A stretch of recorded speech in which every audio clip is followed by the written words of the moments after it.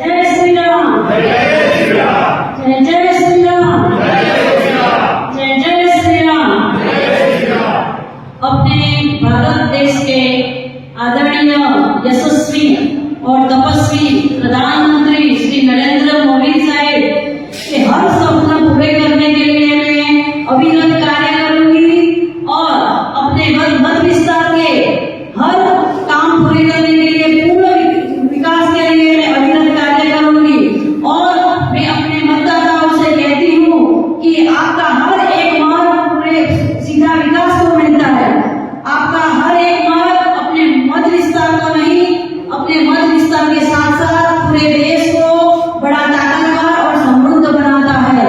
और विकसित बनास के लिए, सशक्त बनास के लिए, आत्मनिर्भर बनास के लिए और हरित बनास के लिए मैं अविरत कार्य करूंगी। આપણી વચ્ચે અહીંયા ઉપસ્થિત આપણા દિયોદર ના